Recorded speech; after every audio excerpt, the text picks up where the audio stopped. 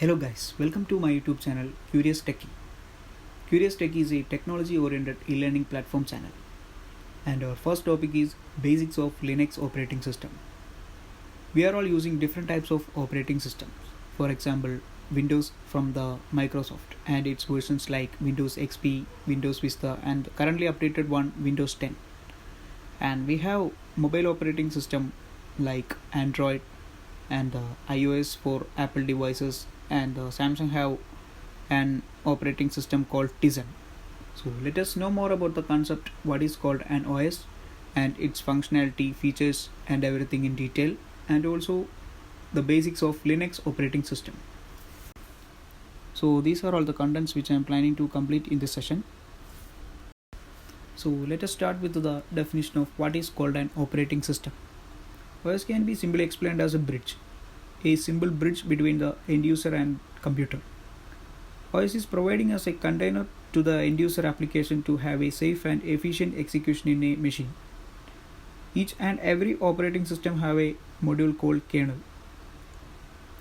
Kernel is a piece of software which is interacting to the hardware in a machine, and it handles the memory management, process management, task management, and it also connects the system hardware to the end user applications installed in the computer. And the end user applications will make use of operating system features by a concept called application programming interface, which we will cover in the later topics.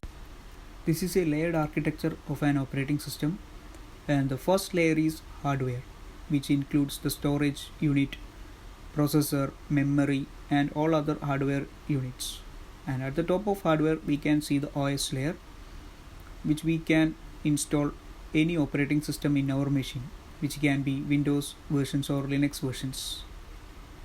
And at the top of operating system is the application layer, which means the end user application such as Microsoft Office, Excel, Photoshop, CAD, etc., which we want to install in the operating system which we are using. And the top layer is the user layer, which means the end users, means which we can use these end user applications by using a mouse and a keyboard in our computer. So without this layer, means without operating system, we can't use the machines as well as we can't use any type of end user application. This is about Linux operating system. Linux is one of the best non-open source OS used in personal computer and server. I will explain about what is open source in the next slide. And Linux is written in C programming language and assembly language. Linux is similar to Windows operating system, but it do have some significant changes that we will discuss later. And it is a Unix-like operating system based on Linux kernel. As we discussed in the previous slide, kernel is a module which is interacting between hardware and the end user applications. Linux kernel is developed by Linus Torvalds and it is monolithic.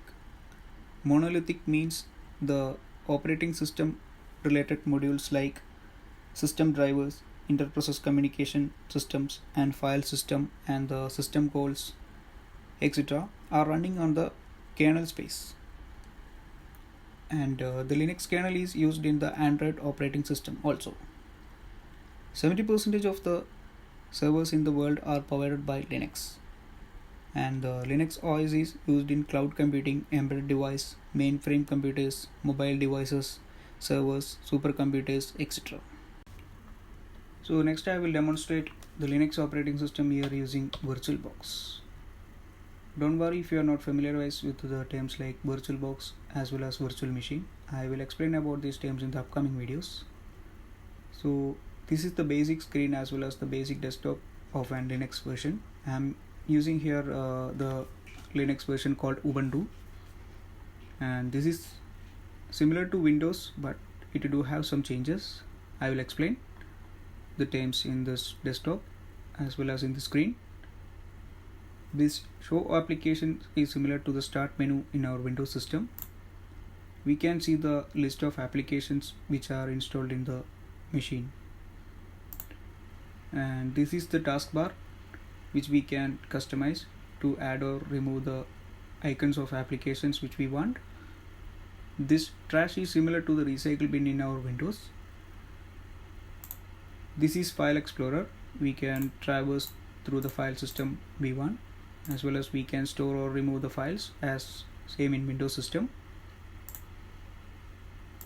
And this is the important feature of a Linux version. It is called terminal. I will explain about this concept in the next session. Here we have many controls like settings, Wi-Fi connections, sound settings, etc. We can power off as well as log out the system from here. We can use the right click as in Windows machine. We can see different options like settings and the display settings, and we can open the terminal direct from here. And as in Windows machine, we can create new folder using the new folder option. And we have one option called change background to change the wallpaper of our screen. We can select the picture similar to Windows machine and see the wallpaper of our screen gets changed. Next is about what is open source and free software. Many people have doubt regarding what is open source and what is free software. First, a free software means anyone can use that software in our computer without using a license. That means no need to spend money to a software company for using that software. Open source means the source code of a specific software will be available to public to view and edit the source code. As it means the Linux is an open source software, which means the source code of a Linux operating system is available to the public. Anyone who is interested to view the source code can use the source code for modification, and it can enhance the features and performance of the operating system. It means we can contribute to that specific software organization, and by modifying we can release our own version of software after the desired modification. Linux distros means the various community groups as well as different releases of a Linux operating system. As we know, the Linux is open source and the source code of the same is available to the public. And if we want, we can create our own community to work on a specific version and a specific release. We can modify the source code as per our requirement to enhance the feature, and we can add new features and increase the performance, and we can release our own version in our own name, like our community name. The popular Linux distributions are Debian, Ubuntu and Fedora, and we have the commercial distributions are Red Hat Enterprise Linux, which means RHEL, and SUSE Linux Enterprise Server. The commercial means the products of their specific versions are chargeable. So these are the main features of a Linux operating system. First one, portable, which means Linux OS will be supported on almost processor architectures. So it can be installed on any hardware platform. And open source means the source code is available to the public and we can modify the source code for performance enhancement and to add new features. Multi-user means multiple users can use the Linux system at a time. Multi-programming means we can run multiple applications on a Linux system simultaneously. And the hierarchical file system, which is the most important feature provided by Linux. As we know, in Windows system we will install the operating system files in a local drive called C. In Linux, the system files and user files are separated for security reasons and for the stability of the operating system. So it will provide a proper file structure. And the feature called shell. Shell is an interpreter program which can be used to execute commands of the operating system. We can perform all operations we want in a Linux through terminal by using the program called shell. And also Linux provides more security when compared to Windows operating system through file permission and access control mechanisms. So these are the main advantages of using a Linux operating system. First one, open source, which means we can get the source code of a Linux version from internet, and if we want, we can edit the source code using different tools to enhance the performance and also to add new features as per our requirement. And the second one, Linux provides more security when compared to other operating systems by using file permissions and access control lists, and also different security features that we will discuss later. And Linux system as well as the Linux operating system can revive older computer system, which means we can install a Linux operating system in a machine which have a low end processor and low memory. The hardware requirements of a Linux operating system is minimal when compared to Windows and other operating system. And about the software updates, we can ensure a continuous software updates and bug fix for a Linux operating system, because the developers in worldwide are contributing to Linux project since it is a open source. Any developers can contribute. The customization flexibility. This is similar to the feature called open source, means we can customize our system as per our requirement. The various distribution means, as we discussed in the previous slide, there are many distros available for a Linux. The main famous distros are Ubuntu, Fedora, Debian, etc. When compared to Windows operating system, there are n number of Linux distributions available and it's free to use. The stability means the continuous update and bug fix for our operating system. And to update the system, there is no need to restart our machine as in Windows operating system. And the performance of Linux OS is very high and greater than other operating system like Windows and all. These are the technical details of a Linux operating system and a Windows. As we know, the Linux is free to use, but in the case of Windows, we need one activation key, so that we need to purchase it from Microsoft to activate our Windows in our machine. And Linux is open source, but in the case of Windows it is not open source since the source code is not available anywhere, and also we are not able to customize the Windows operating system. But in the case of Linux, we can customize the source code to enhance the performance and to add new features as per our requirements. So the Linux is customizable. And also Linux is more secure due to its open source nature, but in the case of Windows it is vulnerable to viruses and other malware attacks. And about the partition. Partition is the segmented modules of a hard drive. Each hard drive can up to 4 primary partitions.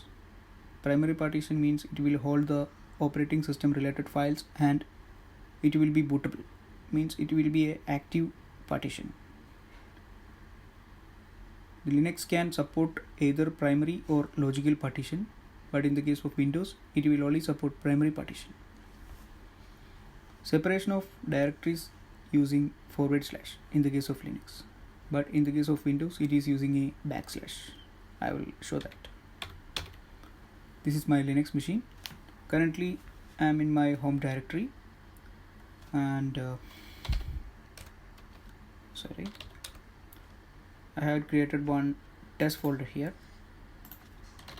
I am navigating to that test folder.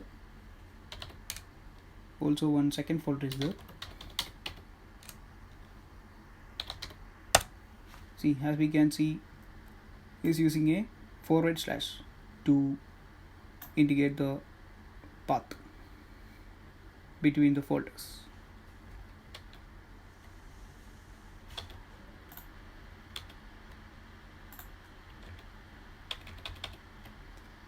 But in the case of Windows, I will show, as we can see a / here.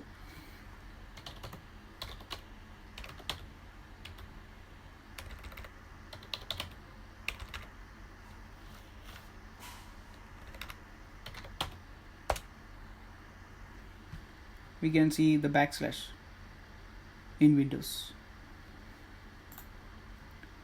And the file names in Linux are case sensitive, and in the case of Windows it is insensitive. I will explain with an example.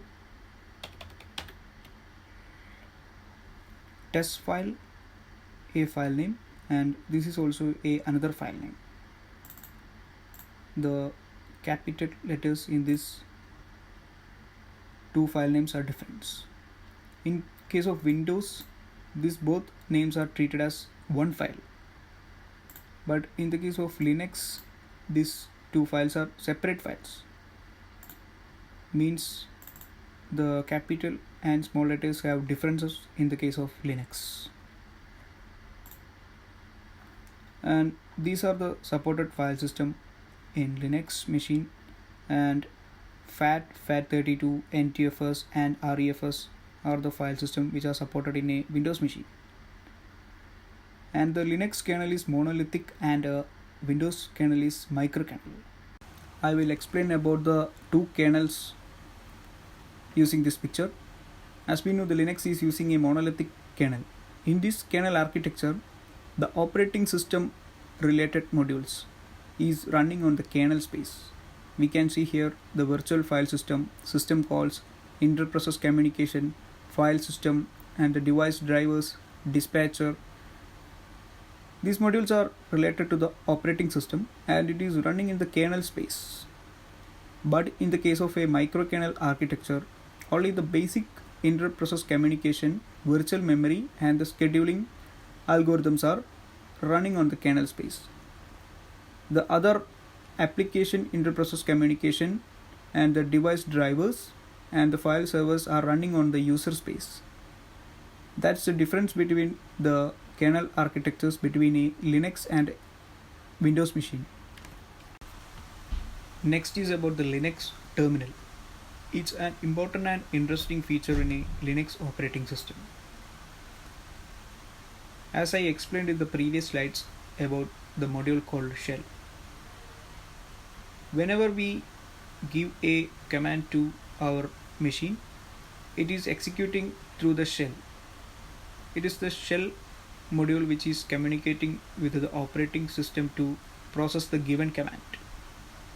So terminal is providing a interface for the shell. Provides a interface for the user to give the input and to view the result, and also for working with a Linux machine. This terminal is very useful whenever we take a remote session for a server, and I will show the terminal here.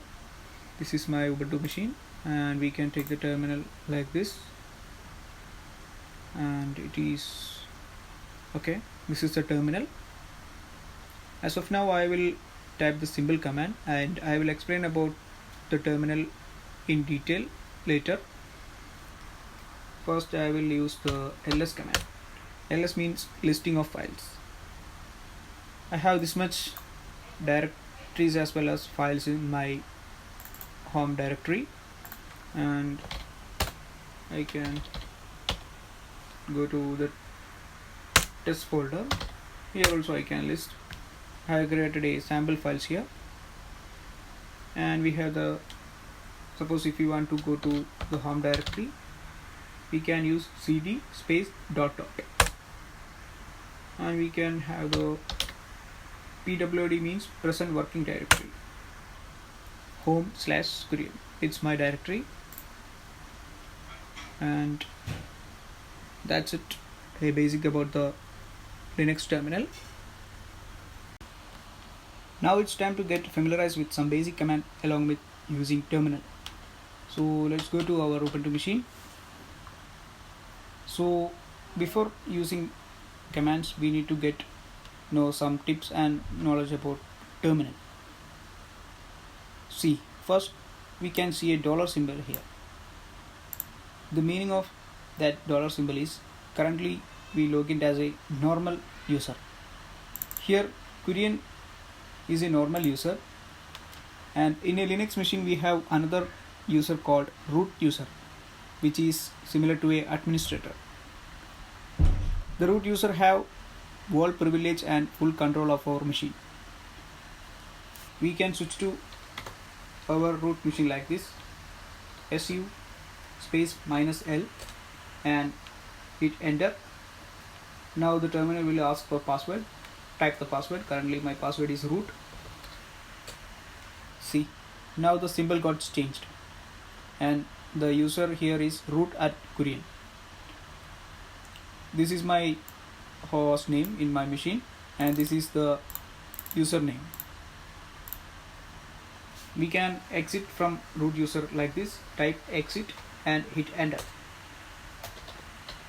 Clear command is used to clear the screen, the terminal screen. And in terminal we can use the tab key in our keyboard to auto completion.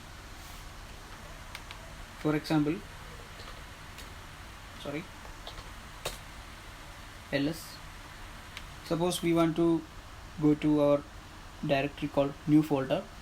We can use cd and use tab.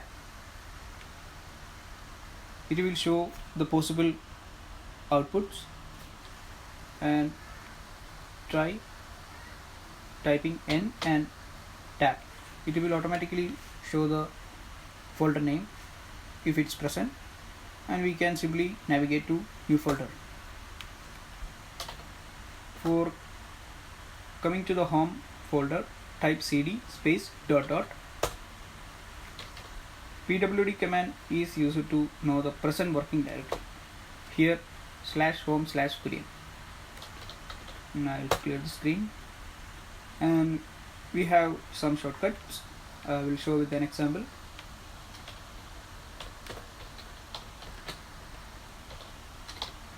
Suppose this command, we can go to the beginning of command using Ctrl and A by pressing Ctrl plus A, and to the next word we can use Ctrl and left and right arrows.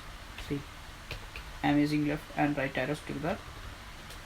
And from here, if you want to go to the end of command, we can use Ctrl E. It is useful when we face with an error in the typed command. We can simply traverse to the command using this keyboard shortcuts. And we have a command called man. This means manual. And if you want to know the manual of a command, for example ls command for listing the files, type man space ls and hit enter. See, here it will show the command usage and examples and all details of a command. To get out from that, press Q. And in Linux, whatever we selected, it is copied. If you want to paste, use the scroll key. See, suppose if you want to, for example, I'm using this IIT. Suppose we want to copy this from any text file or any file, just copy this, select this one, and now it's copied. Clear the screen and use the scroll key to paste that. See, it's pasted from before. And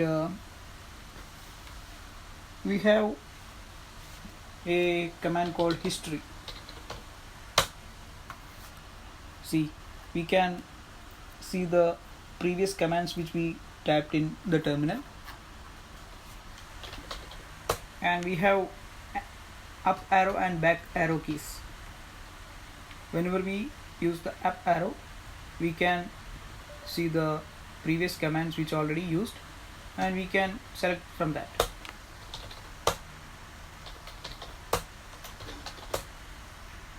So that's the basic tips and knowledge about using terminal. Now we can try with the basic commands in our Linux terminal. As we know the ls command to list the files and directories in the current working directory. Currently the present working directory is /home/Kurian. So the ls command is showing the files and directories under the home directory Kurian, and the pwd command is used to see the present working directory. For example, we are going to pictures. We can do pwd here.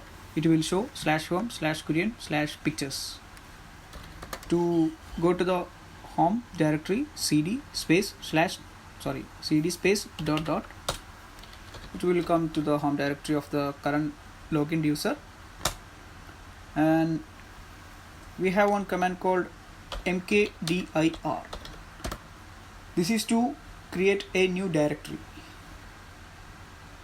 This is how we will use this command, mkdir space the new directory name, new test dir. Okay, we can check with ls whether the file is the directory is created or not. So we can see the new test directory is already created, and we can navigate to new directory using the cd command. And we have one command called cp, which simply means a copy command to copy files and directories from one location to another location. We do this operation usually in our machines using the right click of our mouse. We will select the files, then copy, and go to the location we want to put the file, and we just simply right click and paste the file. We can simply do this operation using copy command in Linux. To demonstrate that, I will first create a sample file using the touch command, and I am naming the file like file to be copied. Plus, we can see the file is already created. It's okay. And this is how we will use cp command. Cp, and the first parameter is the file which we want to copy. So type F, then tab, so it will automatically fetch here. And next is to select the location we want to paste the file. Okay, we will select the new directory which just created using the mkdir command and hit enter. Okay, and go to new test directory ls. See, this file is copied here. Okay, and if you want to rename this file, just type mv. mv means move command. File to be copied, and put a new name, new file. We can give like this, rename file. Okay, see, this file to be copied name, change it to this new name which we given along with this mv command. Okay, and cd new test directory. We have one command called rm. Rm means remove. Then give the file name which we want to remove. So we will delete this file. We will remove this file. Okay, it's removed. While giving ls, nothing is here, and we will go to the home directory, and we have one command called rmdir. This is called remove directory. This is how we will use this command, rmdir space the directory which we want to delete. We want to delete this directory which we created for testing. See, and we have one command called cat, which means concatenate. That is used to see the contents of a text file. I have created one sample text file here, which is known as sample.txt. See, this is a sample text file to test the cat command from terminal in Linux. Actually, what is showing here is the contents of this sample.txt file. I will open the sample.txt file here. See, this is the file sample.txt. This is a editor like Notepad called gedit. I'm closing this. By using this command, we can see the contents without opening the file. See, these are the basic commands which I demonstrated here. We can familiar with more commands in the upcoming sessions. Actually, what's happening when we type a command here is the command, like a command is a set of process as well as a simple program which is already saved in our Linux system. We can also create our own command by defining a steps and the process we want to do. Actually, when we are giving a command in our Linux terminal, the shell is catching that command and shell will communicate with the OS and it will process the command and shell will give us the output and it will be displayed here. From the previous slides, I hope everyone got a basic idea about the Linux operating system. And the Linux is used everywhere in our real life applications in a number of ways. For example, the Linux firmware. Linux firmware means especially the firmware can be explained as a software as well as a mini operating system which drives the hardware of a electronic device. So the Linux firmware is used in many electronic devices such as digital watches, TV, routers, vehicles, washing machine, everywhere. And also the Android operating system is using Linux kernel. And Linux is used in supercomputers, and we know that 70% of the servers in the world are running on Linux operating system. So Linux is everywhere. Thank you all for watching my video. Please subscribe my channel to get the latest updated videos and press the bell icon. Please send your comments and suggestions to the email ID curioustechie.learn@gmail.com. See you all in the next session. Thank you very much.